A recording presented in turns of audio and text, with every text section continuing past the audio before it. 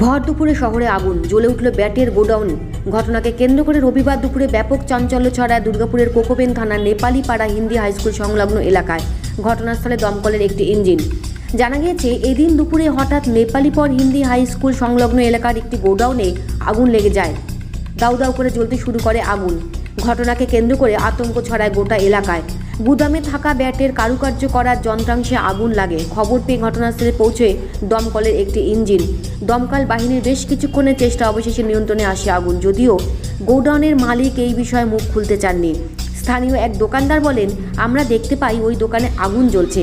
আমরা খুব চিন্তিত হয়ে পড়েছিলাম, যদিও দমকল বাহিনীর চেষ্টায় আগুন ভয়াবহ আকার ধারণ করেনি। অন্যদিকে দমকলের আধিকারিক রহমান চৌধুরী বলেন, আগুন নিয়ন্ত্রণে এসেছে, হতাহতে কোনো খবর নেই। আমাদের প্রাথমিক অনুমান শর্ট সার্কিটের জেরে এই অগ্নিকাণ্ডের ঘটনা ঘটেছে। আগুন লাগার সঠিক কারণ জানতে ইতিমধ্যে তদন্ত শুরু হয়েছে বলে সূত্রের খবর।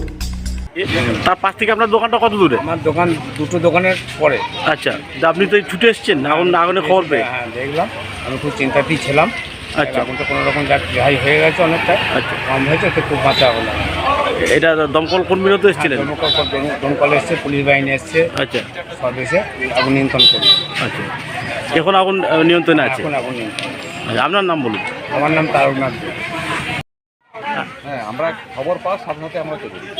ছিল ফায়ার আসার আগে মোটামুটি কন্ট্রোলে হয়ে গেছিলো। আমাদের একটা হিটার ছিল, হিটারটা মধ্যে আপনার হিট ছিল, হিট থেকে আমরা আবার কুলিং করে সেটাকে ইয়ে করা হয়। মানে কি থেকে আগুন লেগেছে বলে মনে হচ্ছে?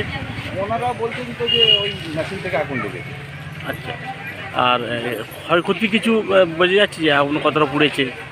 কতগুলি যে ওর ভেতর যে ব্যাগগুলো ছিল সেগুলো নষ্ট হয়েছে। আচ্ছা, আর ওই আপনার ইলেকট্রিক লাইন ফাইনগুলো ইয়ে হয়ে গেছে, গরম হয়ে গলে গেছে। স্যার আপনার নাম? আমার হচ্ছে কৃষ্ণ অফিসার রহমান চৌধুরী।